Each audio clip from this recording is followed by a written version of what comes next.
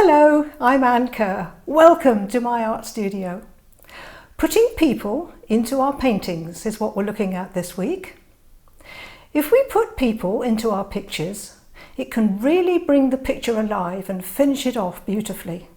However, there are some mistakes that are very easily made, which can actually spoil our pictures if we're not careful. So in this video, I'm going to show you what some of those mistakes are, and I'll give you some ideas of how you can avoid making those mistakes. So, are you ready?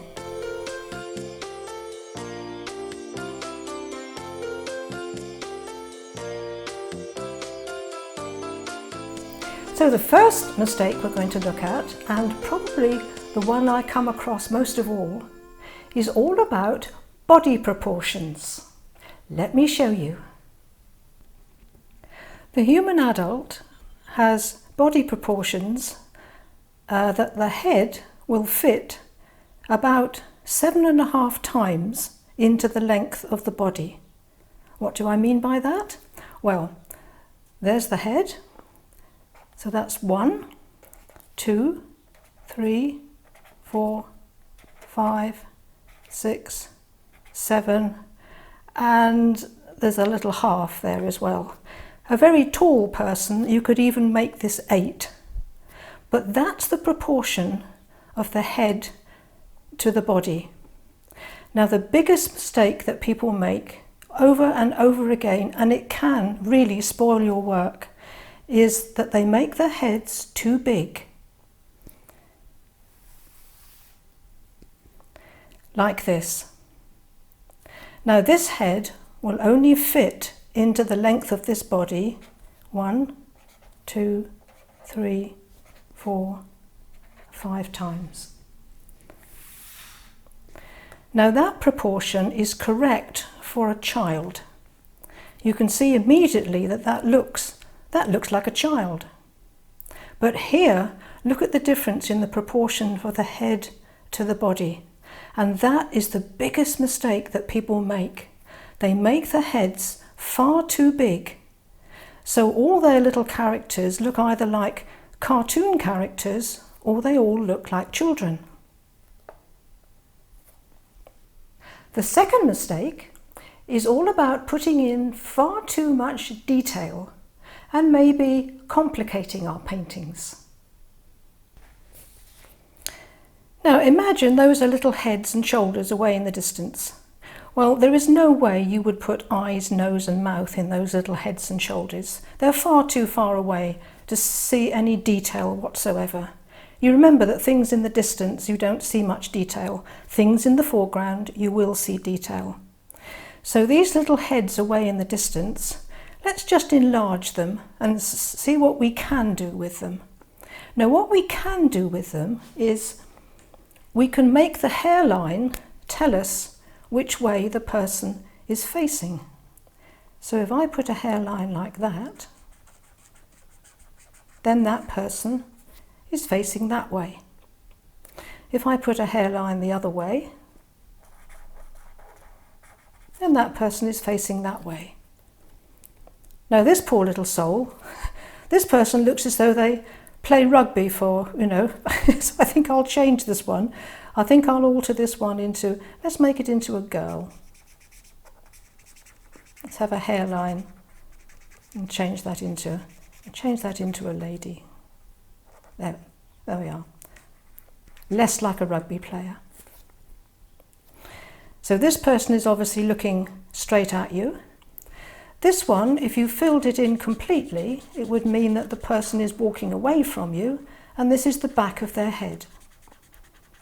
Or, if you're like my lovely husband, the back of his head would look a little bit like that. I hope he's not watching.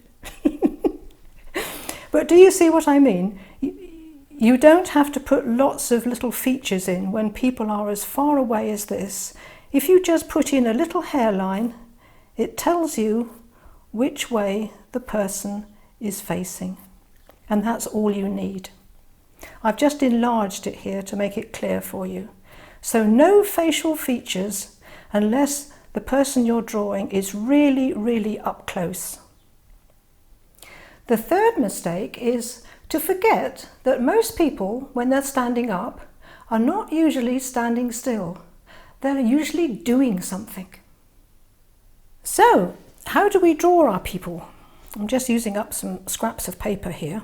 Now this little brush, this little ink brush, if you're going to be doing some drawing of people and practicing this sort of thing, this is really, really useful. You can use your ordinary watercolours if you want, but then you've got to keep dipping it in and out of the paint. But to do some quick sketches, these little ink brushes are really, really useful. So I'm going to use that for doing my little people. Now, a person has obviously a body, and they have arms, and they have legs, and they have a head. Now, if you look around when you're out and about, the average adult human being very rarely stands in an upright position like that, with both feet on the floor, looking straight ahead or looking away from you. Unless they're standing in a group of people, very rarely do people look like that. Have a look when you're out and about. If they're standing talking to somebody, maybe yes, but most of the time people are moving and they're all doing something. So that's what we have to do with our little figures that we put into our paintings. We have to make them do something. So we can draw our little bodies, and the slope of the shoulder will tell you really what the actual body is doing. So let's have a shoulder going this way, and let's put in a body. We'll have a leg, and we'll have another leg,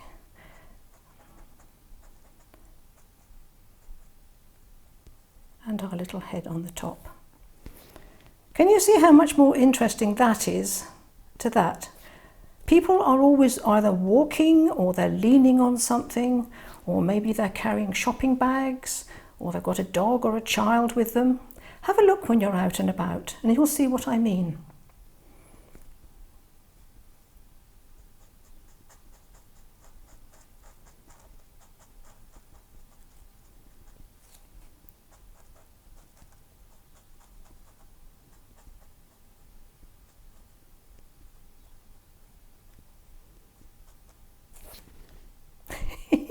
You can play around with these, and you can have a lot of fun. And all it is just little blobs of ink or little blobs of paint. Let's have one that's a little more active.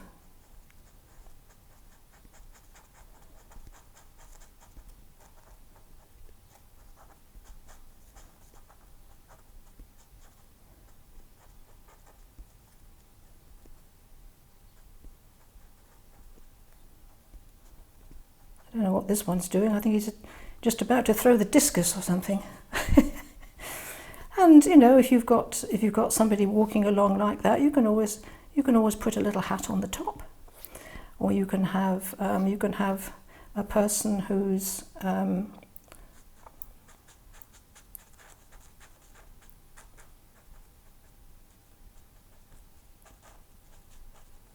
maybe they're holding a shopping bag.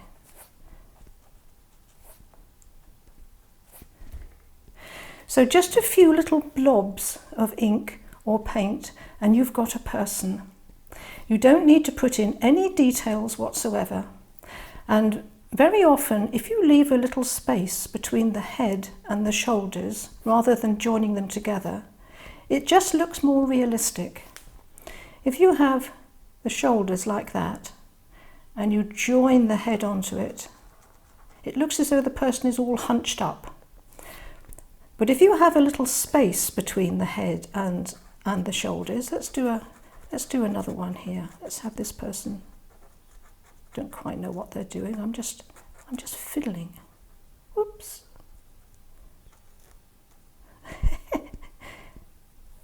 You see that little space there between the head and the shoulders? Just makes it look much more realistic. Let's have this one. This one perhaps has got a little dog with them. There we are, taking the dog for a walk. And all it is just blobs of ink or blobs of paint.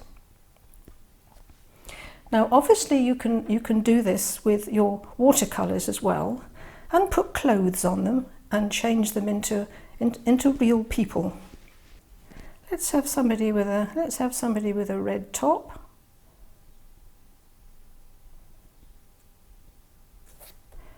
And maybe some blue trousers.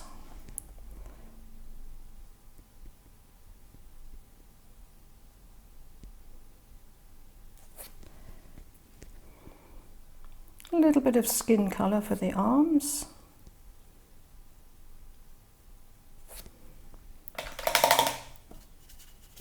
And a little head.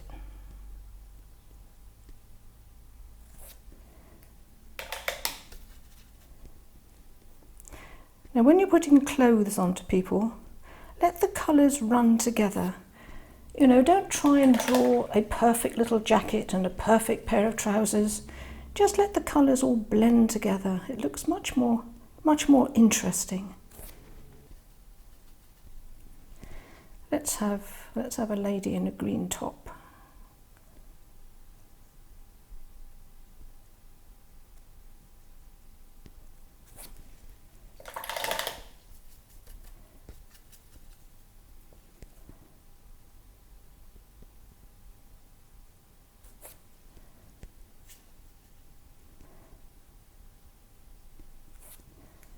There.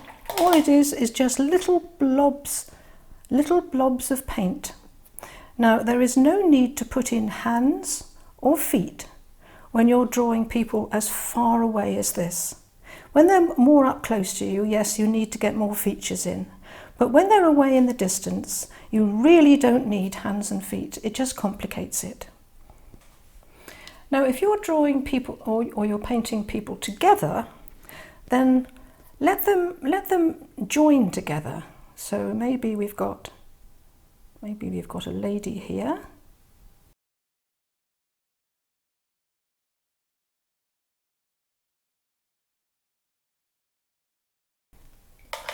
And then we've got a gentleman next to her.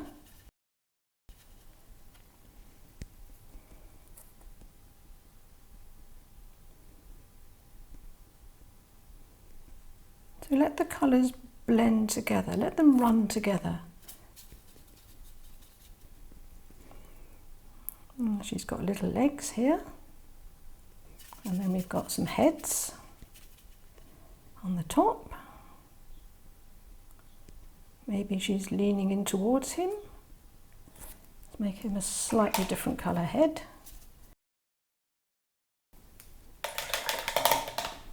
So can you see here where the colours are just blending together, and I'm not worried about making them completely separate and making one person. So just let the colours run together on your paper. It's much more interesting.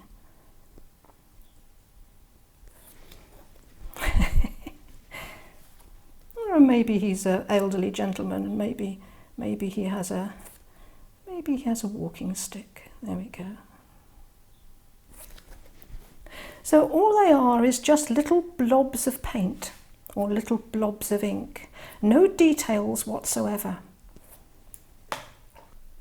The fourth mistake is to forget that perspective comes into everything. Now here's a really useful little trick for you. If you, as the observer, are standing on the same level of ground as the people around you, if you draw an imaginary line, which will be your eye line, can you see that all the heads of the little people are all roughly on that line? It'll vary a little bit depending how short or how tall they are.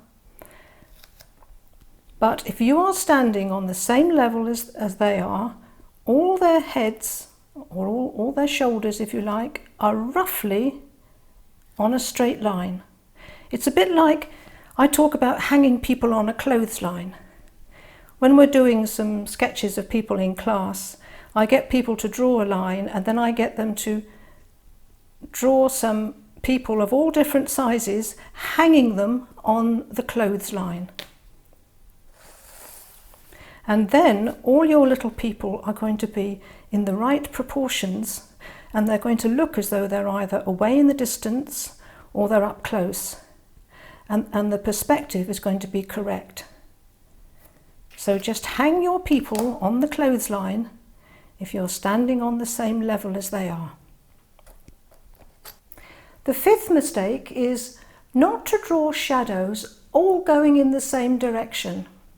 It's important to put some shadows underneath our little figures to anchor them to the ground, but the shadows should not all be pointing the same way. And if you've watched my previous video I made about shadows, I'll put a link to that up on the screen and at the end of the video. It explains it in more detail. Let me show you what I mean. Let's imagine that our light source, which will be in the daytime, obviously it'll be the sun. So let's imagine the sun is there. Now when you're painting shadows, people make a big mistake of having all the shadows going in the same direction. And when you're drawing people, it's a really good idea to put shadows in because it anchors them to the ground. When you're painting shadows, you have to imagine a line from the light source to your person. So here's my imaginary line, so here will be my shadow.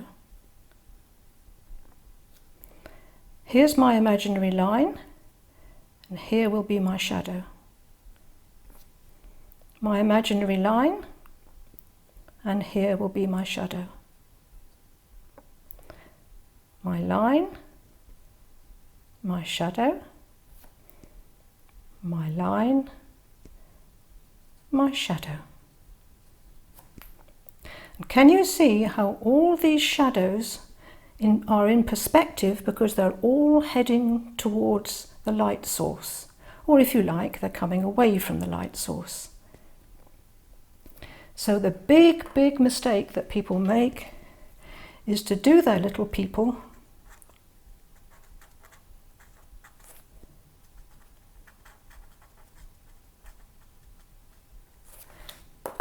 and wherever they are, they put all the shadows going in the same direction. No, the shadows must converge from, or if you like, to the light source. Quite simple really, but it makes a huge difference. And the sixth mistake is to forget to make sure that the people we put in our paintings are in the right proportion to the things that are around them. For example, are they too big to get through the door that's next to them?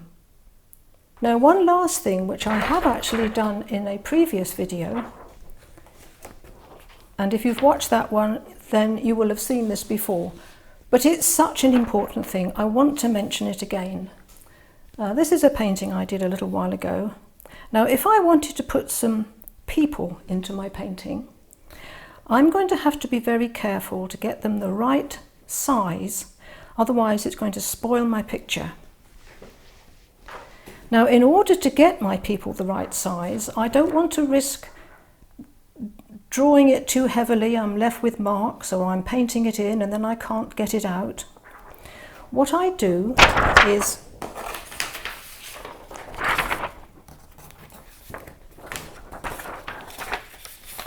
this is an old overhead transparency. You could use a clear document folder, it'll work just as well. And you want something like a permanent pen, so a little Sharpie, and draw lots of different size people. And then you take your picture and you experiment.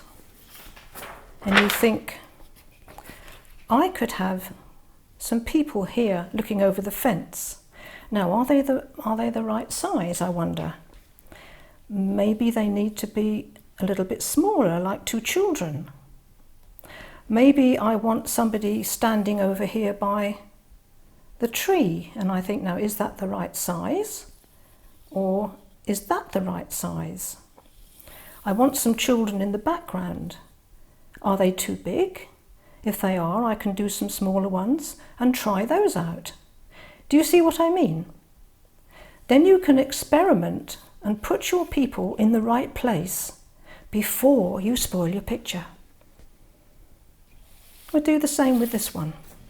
I think this is the one I demonstrated on last time. If I wanted to have a person going in through that door, well, this person's too big. They're not going to get through the door. That person is. That would be fine. What about some people going through the gate? I could have some little children going through the gate. I could have some bigger people going through the gate. If I put this person here, they're far too big in proportion to what's around them. So you can play around with your little figures like this to get the right person in the right place. This big figure here would look great in the garden, look. It's about the right size. So this is a wonderful way of not spoiling your painting by getting your figures in the wrong places and the wrong size. So remember that your head must fit about 7.5 to 8 times into the length of the body. If it's a child, it's about 4 or 5 times. So play around with your brush pen or your ordinary watercolour brush and doodle and do some little people. As I said at the beginning, people very rarely look like that. They very rarely stand in a straight line doing nothing. People are always on the move, especially children. My goodness, they never stand still for 10 seconds. Have a look around when you're out next time and you'll notice that everybody is actually doing something. Remember to leave a little gap between the head and the body. It just makes it more realistic. And do remember about the shadows and how they all have to have perspective according to the light source. I'm sure there are many, many other things that I could tell you about putting people into your paintings, but those 6 things I've mentioned are quite enough to take on board for now. I hope you'll have fun playing around, doodling and making little people, seeing what they can do, making them active and have fun.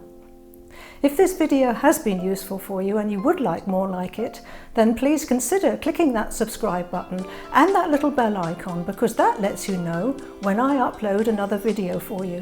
If you've enjoyed this one, then give it a thumbs up. Thank you again for watching, and I'll see you next time. And remember, there is an artist in everyone. Goodbye for now.